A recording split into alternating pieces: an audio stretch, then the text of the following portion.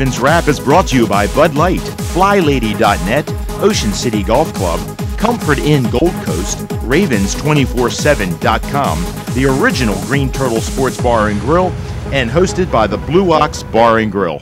Welcome back in our special playoff installment of the Ravens Wrap Show here on Comcast Beach TV and Delmarva's Rock Radio, home of the Ravens, 93.5 The Beach. We are broadcasting from the Blue Ox, 127th Street and Coastal Highway in Ocean City. We are here in the Ravens room. It is the original Green Turtles Ravens Wrap Show. I want to thank our sponsors, Bud Light, FlyLady.net, the Ocean City Golf Club, G&G Outfitters, Ravens247.com, the Comfort Inn Gold Coast, and JCTickets.net. And I think I got all of that having to look down.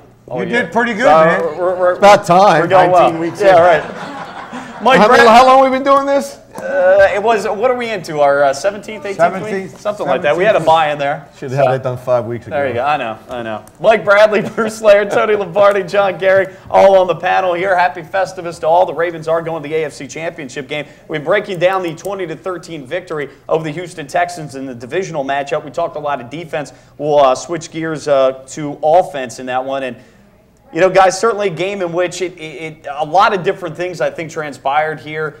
We talked about the offensive line in the last couple of segments, so just a little bit not playing well. You also look at, I've heard many people saying I can't disagree with a vanilla game plan. It seemed like a lot of stuff we used, and to success in the first time, Houston picked up on the second time, and we didn't, again, make adjustments. Joe had a decent game. There were probably some things he could have done, maybe getting rid of the ball quicker, taking off and running, a couple of, things like that, although I don't think everybody's going to put, the blame entirely on him by any means. Definitely not. But at the end of the day, it was good enough to get it done. As John Harbaugh said, it was a winning performance, and, he had 2 touchdown passes. Go ahead, John. Well, I mean, anytime it's about criticizing Joe, he said it all. I'm first on the list. So that's right. There's nothing to that. No, Joe struggled a little bit. Some of those pressures. Look, the offensive line played pretty poorly. I thought dominated. A couple of those sacks were completely on the offensive line. A couple others, Joe 100% missed. They didn't blitz. Houston didn't blitz a whole lot either. I mean, they were just getting. Raven offensive line was getting beat. Yeah, it was 5 versus 5. Yeah, a lot of stunts. And sometimes with 4. So one time a corner blitz came and Bolden was wide open. Bolden's head was turned.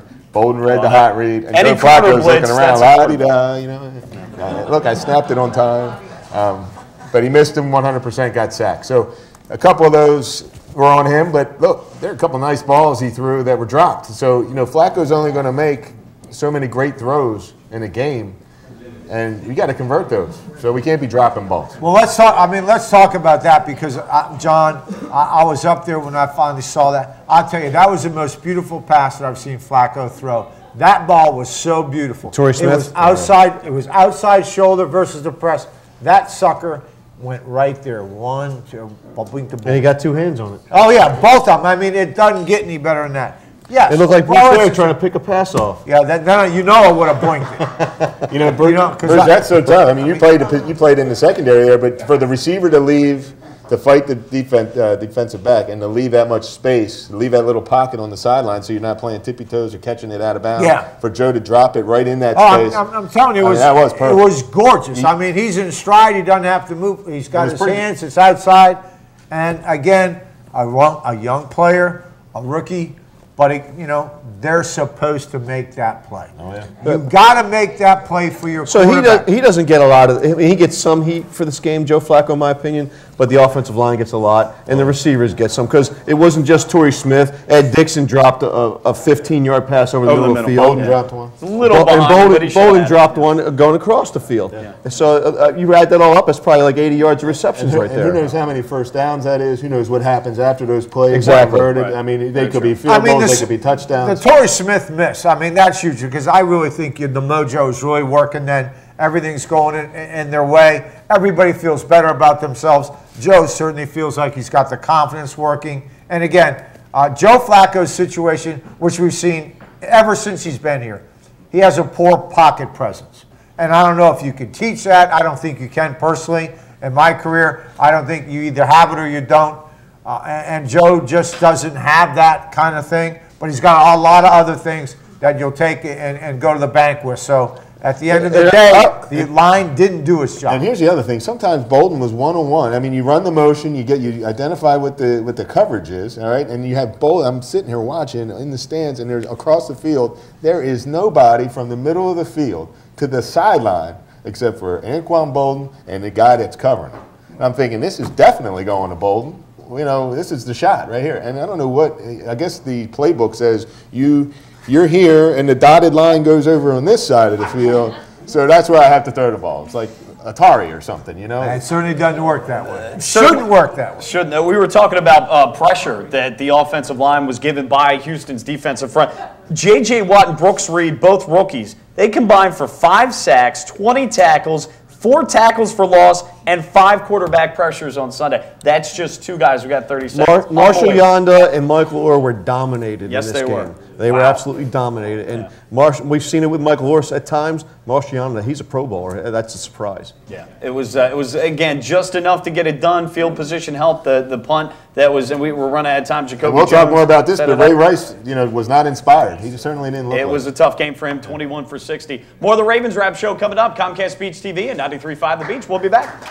G&G Outfitters, Inc. is a premier full-service in-house provider of branded merchandise and marketing solutions. With over 20 years of proven experience, G&G continues to successfully produce branded merchandise for some of the world's leading corporations, associations, and teams. From start to finish, G&G Outfitters is your single-source, one-stop partner for promotional products, logoed apparel, and all of your branded needs. For more info on the services and capabilities of G&G, visit ggoutfitters.com or call 301-731-2282.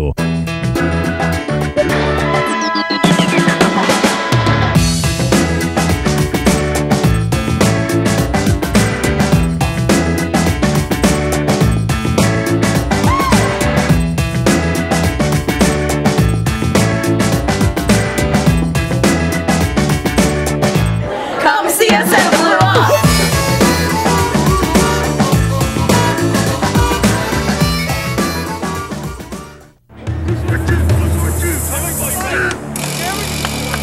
What's this all about? We're giving Rich the NFL experience of a goal line dive. Really?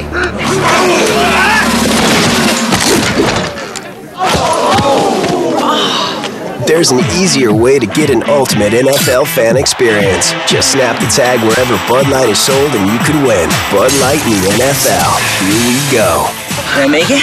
On the internet, yes. Into the end zone, no. Are you embarrassed to invite people to your home to watch your favorite football team? Well, don't worry, because you're not alone. FlyLady.net is the support you need. Join us and our more than 600,000 members and learn how to crush the clutter and game plan your way through routines that'll help you organize your home and your life. Tackle clutter and get your home game day ready with FlyLady.net.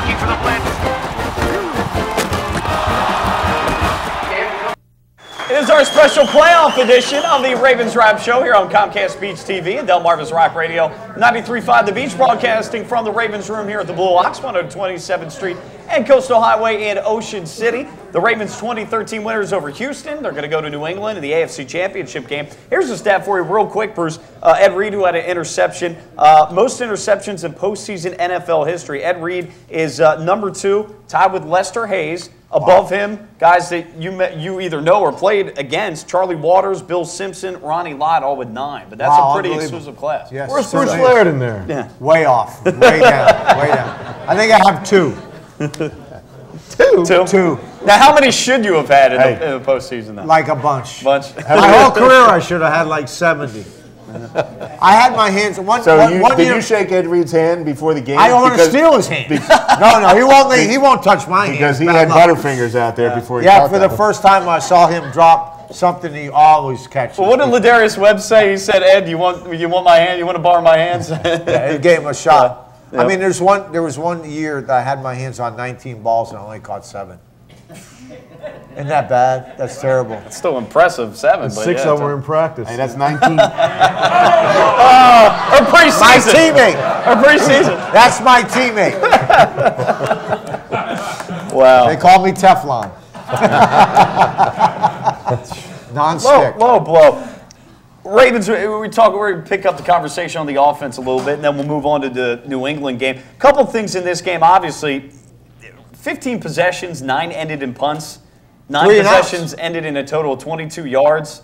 9 possessions ended in 3 and outs, as you said. Wow. I mean, that's tough, tough sledding. I'm trying to see some of the positive in this. Bolden coming back off the knee surgery, though. He had a big game, a touchdown catch. And did anybody know who Chris Wilson was when we scored that first touchdown? No.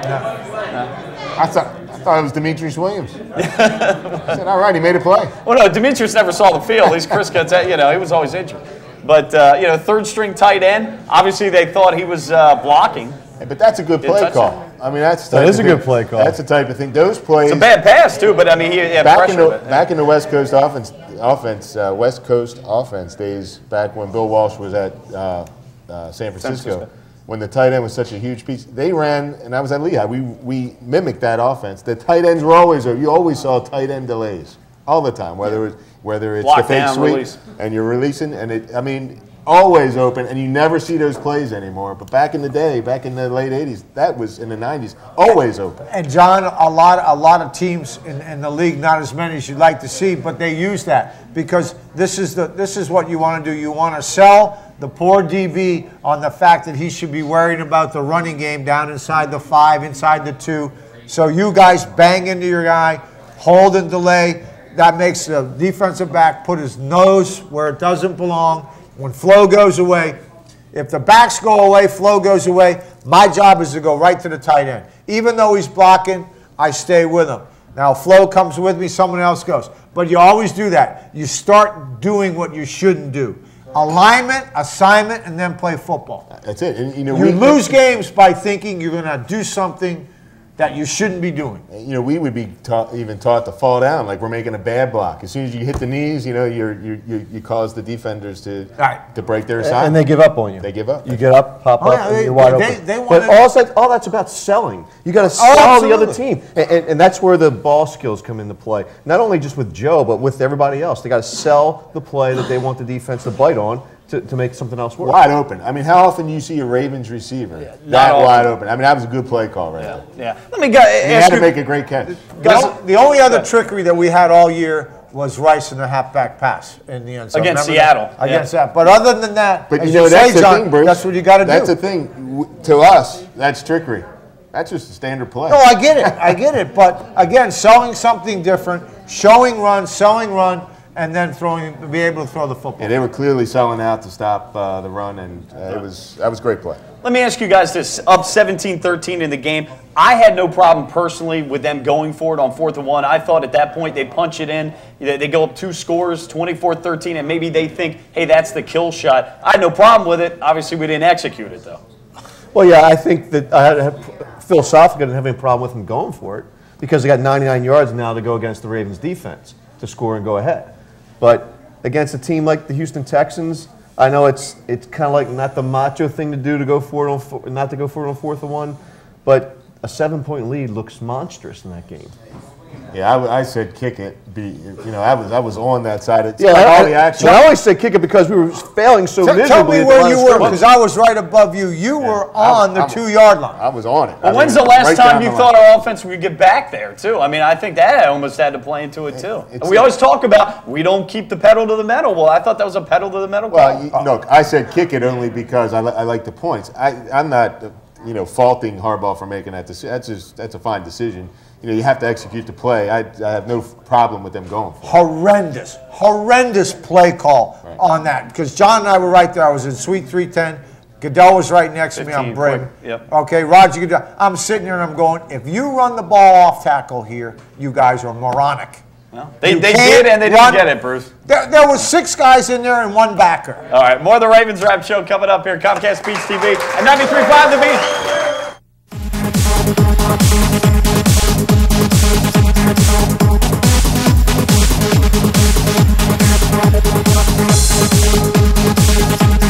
Ravens Wrap is brought to you by Bud Light, FlyLady.net, Ocean City Golf Club, Comfort Inn Gold Coast, Ravens247.com, the original Green Turtle Sports Bar and Grill, and hosted by the Blue Ox Bar and Grill.